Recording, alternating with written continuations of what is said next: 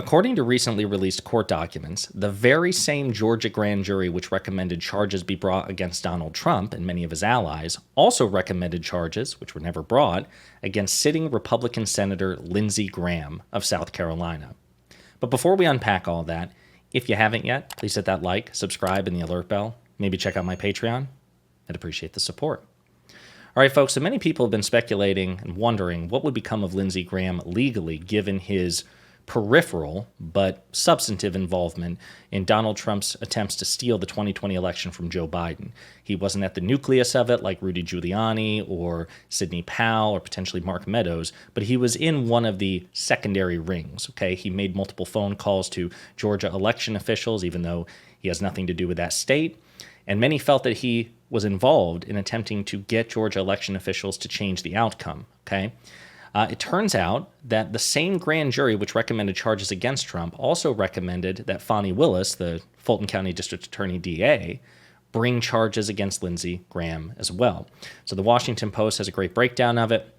It reminds us that Graham was one of 75 witnesses summoned to appear before the special grand jury as prosecutors scrutinized phone calls that he made to Brad Raffensperger, the Georgia Secretary of State.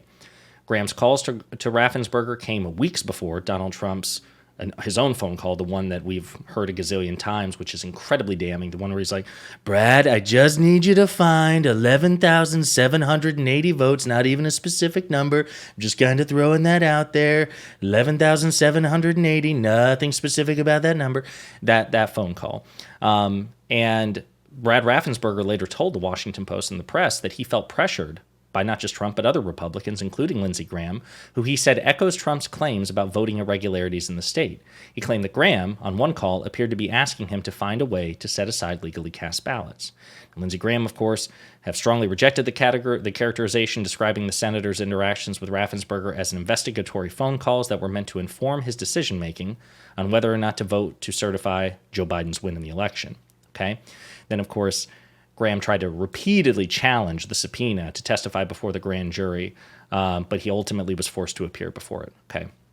Now, with that in mind, this is pretty interesting, okay, because, again, it just speaks to how close Lindsey Graham came to getting into serious legal trouble and also fuels speculation as to why he wasn't charged in the first place, or why Fani Willis declined to bring charges against him. We don't know. But Lindsey Graham has commented on it. I want to play a couple of clips here, and we will unpack it together. This is troubling for the country. We can't criminalize senators doing their job when they have a constitutional requirement to fulfill. It would be irresponsible for me, in my opinion, as chairman of the committee, not to try to find out what happened. We're opening up Pandora's. So, again, that's pathetic. You are the senator for South Carolina. You have nothing to do with Georgia. Georgia's votes had been audited and certified and everything else by the time you made these phone calls. You have no defense for what you did, Lindsey Graham. You don't have a constitutional obligation to try to interfere in another state's elections and change the outcome which benefits your party. It's pathetic. He's dishonest as hell. But there are some more clips to play. At the end of the day, nothing happened. What I did was consistent with my job as being a United States Senator, chairman of the Judiciary Committee, but it was just not me. 3 United States Senators. We're opening up Pandora's box. I think the system in this country is getting off the rails, and we have to be careful not to use the legal system as a political tool. That's interesting, given that he is a Trump sycophant, and Trump intended to use the legal system as a tool multiple times during his administration and has openly vowed to do it if he's reelected in 2024. And we'll get to that in a second because, of course, it makes you wonder, well, given how close you were to an indictment and given the current state of affairs, do you think Lindsey Graham has revisited his views on whether or not he would support Donald Trump for 2024? But anyway, before we get to that, well, because, of course, he does comment on it, again, Lindsey Graham doesn't have a constitutional duty or obligation nor empowerment to try to steal elections on behalf of politicians that he likes. It's simply not true, and appealing to the fact that other senators also made similar requests just goes to show how corrupt they are as well and how shamelessly, disgustingly partisan they are. It doesn't actually vindicate your actions at all. But we'll play this last clip here again in which Lindsey Graham is essentially asked about his support for Donald Trump in the future. You've hitched your wagon to Donald Trump and his party, and you've been pulled into this because you follow him. Are you still hitching your wagon to Donald Trump? I think a lot of this efforts is try to marginalize Donald Trump as a political figure. But what I am trying to tell people, that the election was contested by President Trump and others, and I had to vote. And I did my job to figure out what's best for me as a senator, how to vote.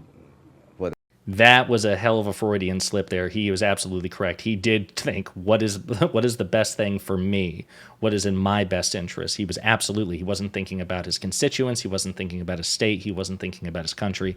He was thinking about it himself. That was a rare moment of honesty from Lindsey Graham. Whether or not I should have a hearing, but there are many people in this country believe the law has become a political weapon.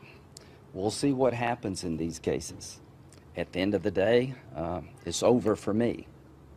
But what I do worry about is if this becomes the norm, then it's going to be very difficult for this country to move forward, where you have county prosecutors that can then potentially bring charges against federal officials who are clearly doing their job. But one thing I want people to know, I am standing with President Trump.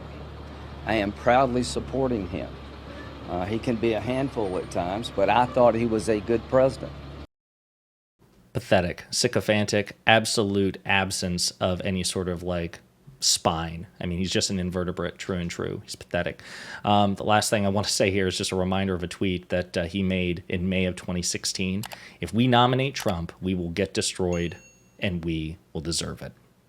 That was Lindsey Graham. Same man. What happened?